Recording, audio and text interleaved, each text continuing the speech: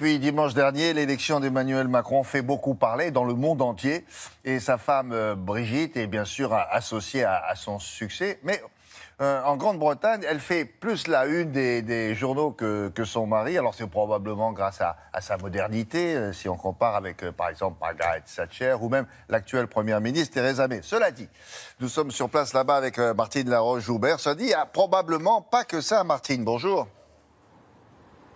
Oui, bonjour. Oui, Emmanuel Macron, il a fait la une de tous les journaux le lendemain de son élection, mais sa femme, Brigitte, le bat à plat de couture. Presque tous les journaux ont titré sur elle pendant toute la semaine. Alors bien sûr, il s'intéresse à sa vie si romanesque, mais ici c'est assez normal parce que la vie des hommes et des femmes politiques est scrutée de très près. Il se demande aussi quel genre de première dame elle sera. Il l'imagine plutôt genre Michelle Obama. Mais ce qui les passionne, ce n'est pas ça. Ce qui les passionne, c'est son style, sa manière de s'habiller. Comme vous allez le voir dans ce reportage réalisé avec une bande de filles, Laura, Cécilia et Sophie. Des journaux les plus sérieux aux tabloïds, Brigitte Macron tient la vedette à Londres. Son atout-maître, son style. Bobo chic, sexy, les reporters en perdent leur anglais. Son look ne se traduit qu'en français.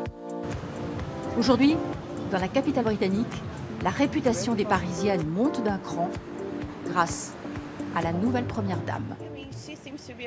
Ça a l'air d'être une très belle femme. Moi, je trouve qu'elle a beaucoup de style. Vous savez, un style citadin.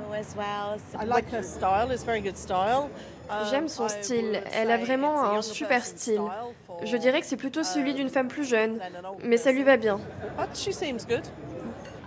Elle est tellement glamour. Elle n'a pas le style d'une première dame, mais j'adore. Très glamour. Quelques bémols tout de même. Question tradition.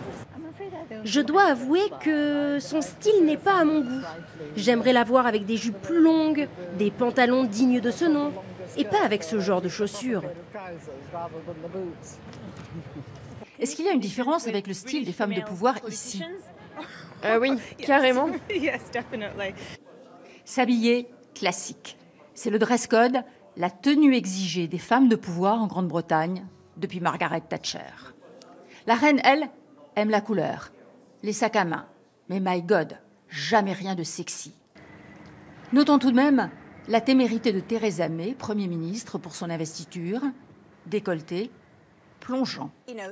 Et puis, cet entretien, cette semaine, sur la BBC avec son mari, il lui avoue son amour. Qu'est-ce qu'elle était mignonne, elle l'est toujours.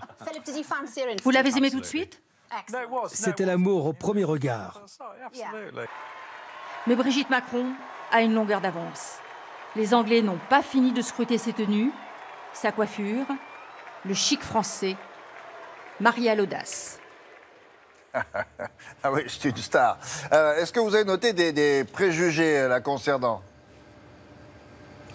Pas tant que ça, mais j'ai l'impression que son style, si vous voulez, balaie les préjugés. Mais c'est très facile de tomber dans les préjugés. Et même elle, Brigitte Macron, y est tombée dans un livre qui paraît ces jours-ci. Elle dit, attendez, je mets mes lunettes, elle aurait dit, il faut qu'il y aille en 2017 parce qu'en 2022, son problème sera ma gueule.